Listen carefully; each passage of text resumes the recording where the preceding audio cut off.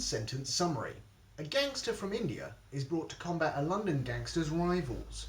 Could you beat the villain? So Peter is a Scottish gangster in London who hates immigrants. Peter is involved in this kind of Brexit style, we don't like immigrants thing. I would find his colleagues, his racist colleagues, and even his racist personal friends, point out that he is the one bringing in more foreigners. They're gonna kick off, and they're not gonna like him. And you could also try and teach him not to be racist, but it seems like hard work. How to improve this film? They probably should have got kind of a Londoner or someone like that to check over the script just to make sure it was authentic, because a lot of it is set in London. For example, the characters at the start, they are gangsters, but they all sound like they're in Snatch, and not everyone talks like that. And there's a bit where they're in a restaurant in London and someone drops a tray full of cutlery and nobody cheers or claps, which, well, 100% they would. Before we've even seen Peter, we know that his car has a number plate that says White Power on it, and it takes Sir Lee, the main character, whose name I'm probably getting wrong, takes him quite a long time to realise that actually I don't like this man, he's a bit of a racist. I feel it takes too long. Sir Lee, at the start, it's his day of his wedding, and he complains he's only got one shirt and now it's got blood on it, how inconvenient. And then later turns up wearing a completely different outfit, so it turns out you did have another shirt. And there's a revenge attack on Sir Lee at his restaurant in India. And the guys who attack him, they start out doing a bit of a fist fight, then I think maybe some of them get some knives or something, and then they pull out their guns. Start with guns. You could have just shot him once when he wasn't expecting it. End of the day. Anyway, Sir Lee combats this attack on him with little bombs. The point is, those gangsters, if they cop one of these bombs to the face, it's gonna hurt, yeah. But that is kind of the risk you've got to take when you are a gangster trying to assassinate another gangster, I feel. Vicky, I think he is Sir Lee's translator, and we meet his girlfriend in London where he works, and I think she's supposed to be like stunningly gorgeous or something, because Sir Lee does this whole like, what? How did that happen? Sort of routine. But we only see that woman for like a third of a second, so I wasn't really sure if that was supposed to be the case, or he was commenting on something else, I don't really know, or maybe it's just the fact that the guy had a girlfriend at all. It's hard to say. Some people rob a funeral. It's an involved film, and it makes sense. And someone shouts, "He's got a gun!" There are several people robbing that funeral, or that funeral procession, who have guns. You need to be more clear. Rajan, I think his name is blown up as an act of revenge for one of Peter's dudes being blown up. And then Rajan's funeral has an open casket.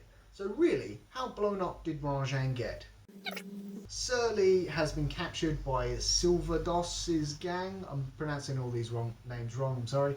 He's been captured. He's like, look, untie me. I promise I won't hurt you. So they untie Sir Lee, and he immediately slaps someone in the face.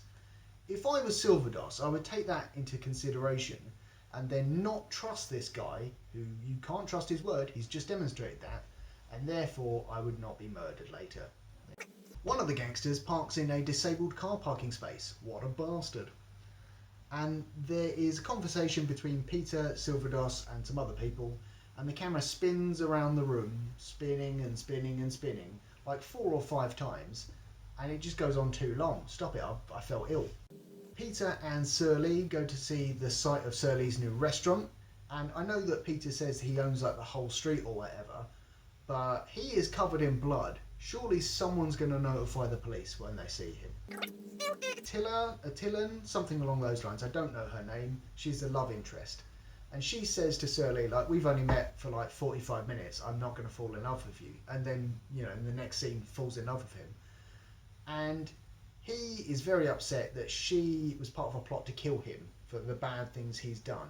And he slaps her around a bit. And I'm 100% on her side. She is right to want to kill this man, and she shouldn't have fallen in love with him. But there you go. And they do a complete 180 in Silverdos being a bad guy. Turns out he's not really a gangster or an arms dealer. He's just doing it so he can help people. But he is still a gangster who had someone blown up at the start, and he is still an arms dealer. So Don't make him out to be a saint now that he's dead. Why are there jungle sound effects when Sir Lee is running through what I believe to be a London park? That's a bit strange. And Sir Lee's mum shows up for a bit when he's moved to London, and I wasn't really sure what her role was, because he gets her involved when he's all like, that lady tried to kill me. That doesn't make you look like a big tough man, but whatever. And then later, he's feeling a bit down, his old Sir Lee, because his life's falling apart, and she starts putting the boot in, saying like, you're a bad dude. You're not helping, woman. And then she just leaves. Because there are quite a lot of characters in this film, sometimes they will have people in a scene just sitting there doing nothing, and that felt very strange to me. And there is a bit where Peter, the Scotsman, says, seems like a bit of a fucking palaver, when he's talking about dinner or something. And the subtitles say balaclava, as in the thing you'd put over your face. And I will let that go, because, you know, quite an easy mistake to make. You know, not everyone's going to know about palavers. I'm going to pronounce this one. Murgerson, I think his name is, something like that. He is Sir Lee's friend, and he works at Sir Lee's restaurant.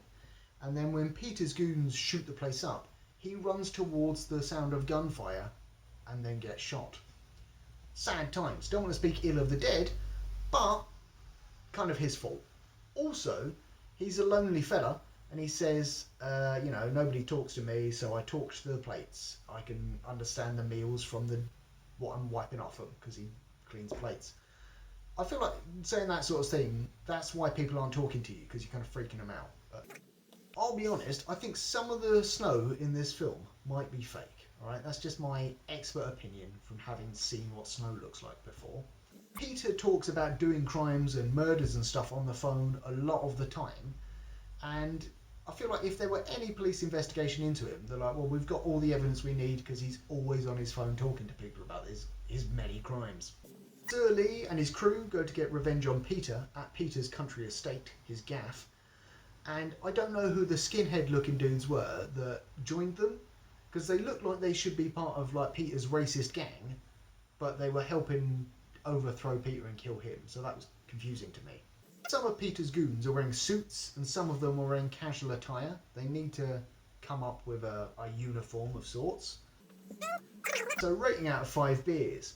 Some of the fight choreography in this was pretty good. I especially like the fight at Sir Lee's restaurant in India, where he basically just slaps a lot of people, and most of his fights are open palm slaps, which I feel gives him a bit of a gangster flair.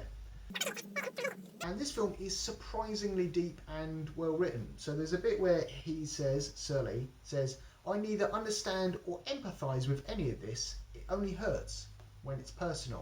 And he's talking about wars in foreign lands, and you're like, wow, yeah, fair enough. And there's another bit where he says, home isn't where you were born, it's where you feel alive, which are just beautiful words. You should have those on a motivational poster or something like that. Yeah, so I would say 3 beers out of 5. It would have been higher. Less beers, I suppose, is the way to look at it. But it's a very long film. It needed to be more focused and streamlined. But there you go.